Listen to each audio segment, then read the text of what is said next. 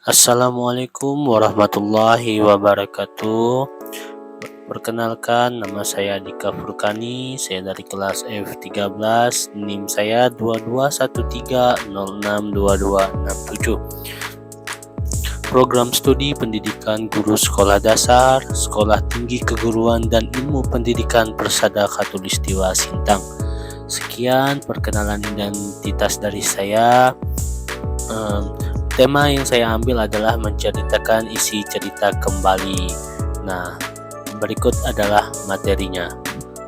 Halo anak-anak, pada kesempatan kali ini kita akan membahas tentang cara menceritakan kembali isi cerita dalam mata pelajaran bahasa Indonesia. Ini adalah keterampilan penting yang akan membantu kita memahami dengan lebih baik apa yang kita baca atau dengar, serta dapat menyampaikan kembali informasi dengan jelas kepada orang lain.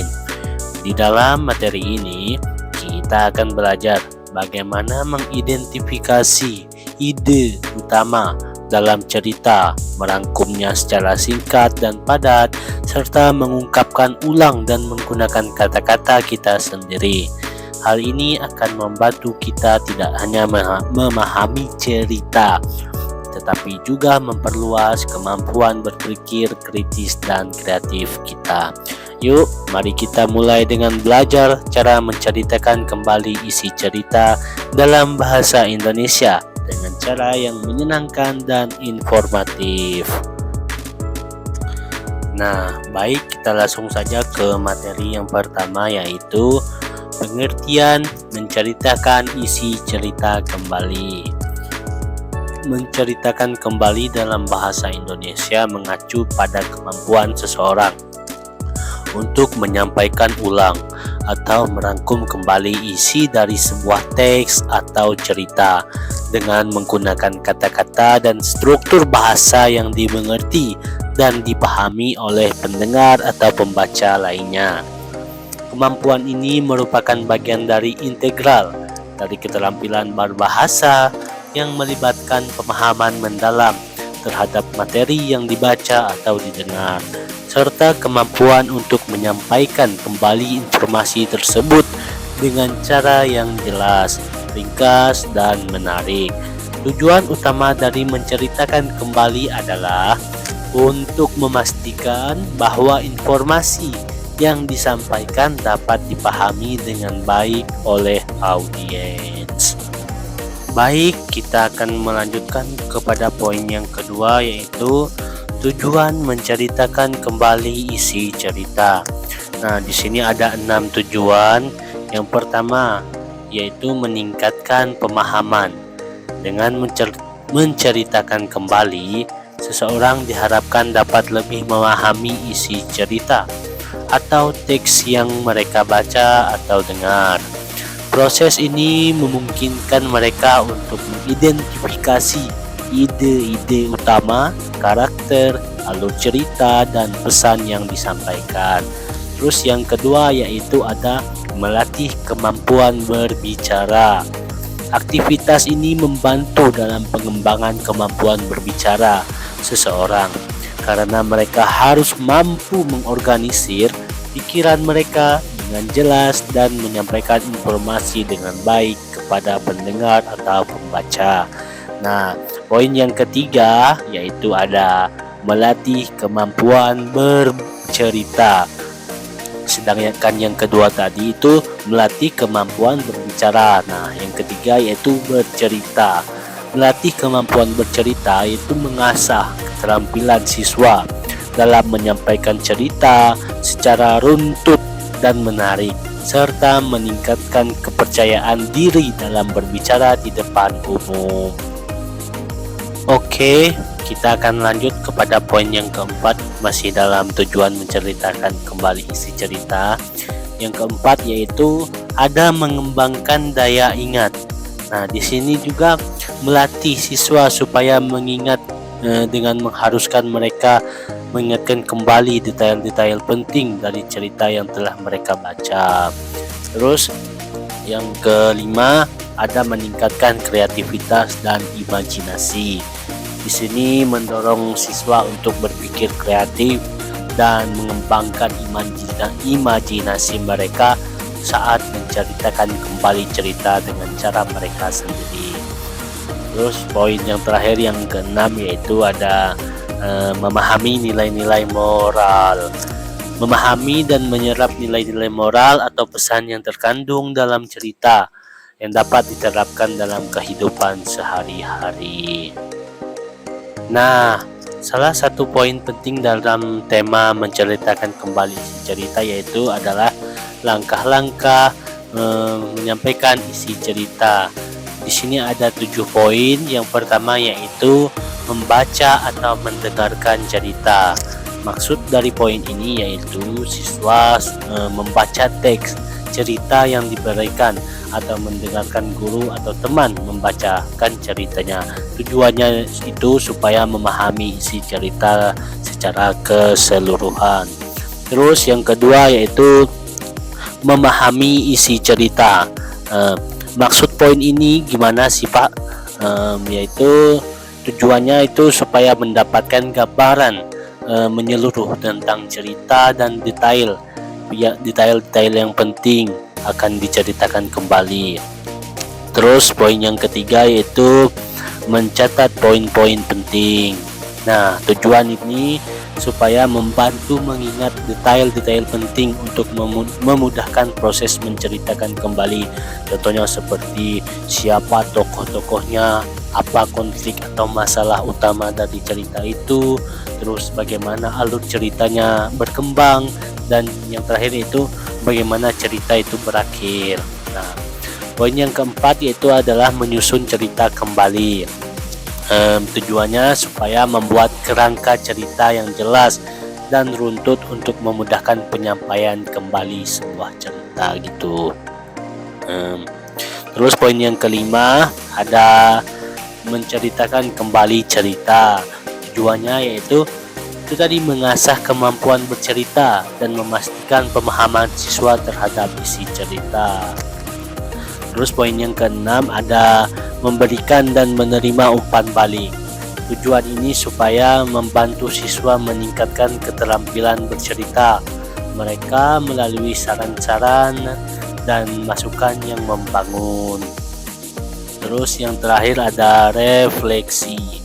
Refleksi ini bertujuan untuk mengidentifikasi kekuatan dan kelemahan dalam keterampilan bercerita serta merencanakan langkah-langkah perbaikan di masa depan.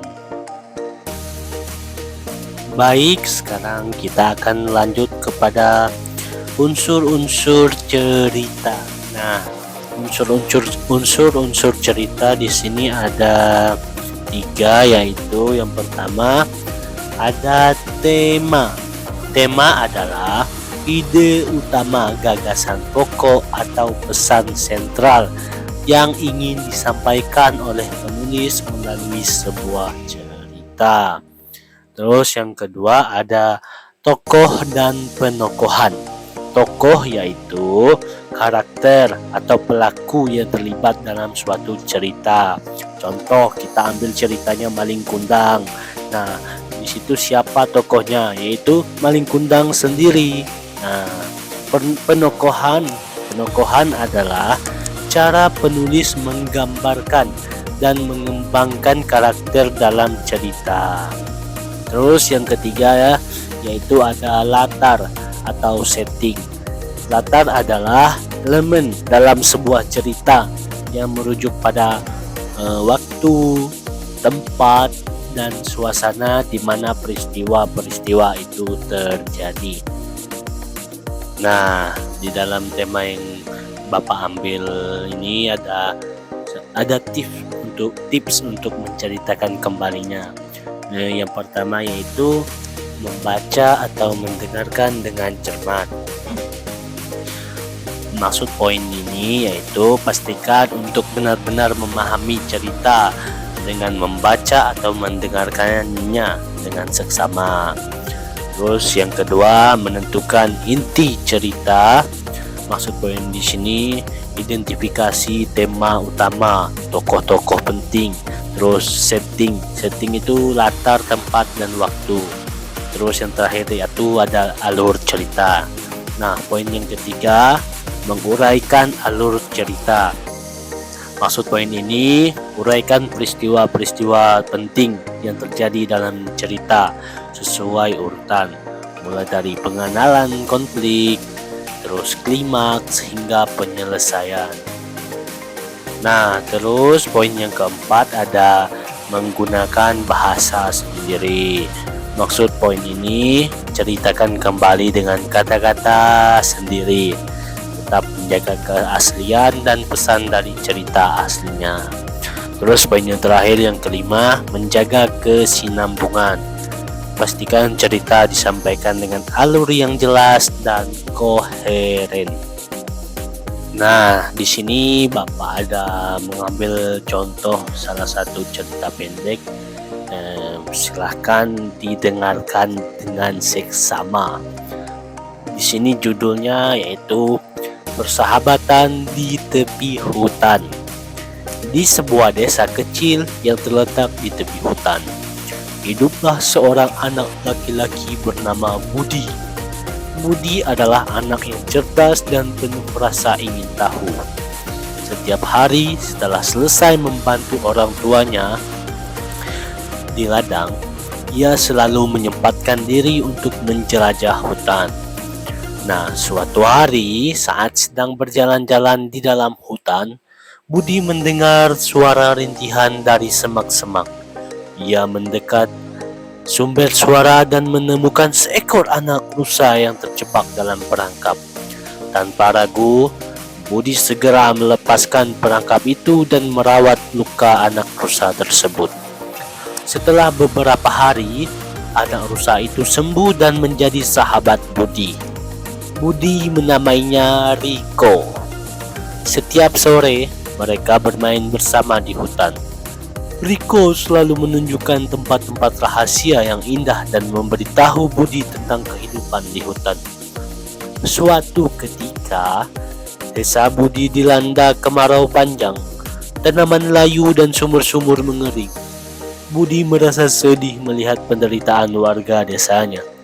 Ia pun menceritakan masalah ini kepada Riko. Tanpa diduga-duga, Riko mengajak Budi ke sebuah gua tersembunyi di dalam hutan. Nah, di dalam gua itu terdapat mata air yang jernih dan melimpah. Dengan bantuan Riko, sang rusa tadi, Budi membawa air dari mata air itu ke desa. Warga desa sangat berterima kasih kepada Budi. Mereka pun menyadari betapa berharganya persahabatan dan kerjasama dengan alam. Sejak saat itu, warga desa dan penghuni hutan hidup berdampingan dengan harmonis, saling membantu satu sama lain. Budi dan Riko tetap menjadi sahabat terbaik, menjelajahi hutan dan menemukan keajaiban-keajaiban baru setiap harinya. Persahabatan mereka menjadi bukti bahwa kasih sayang dan kepedulian bisa mengatasi segala rintangan. Nah, sekian dari Bapak cerita pendek tadi.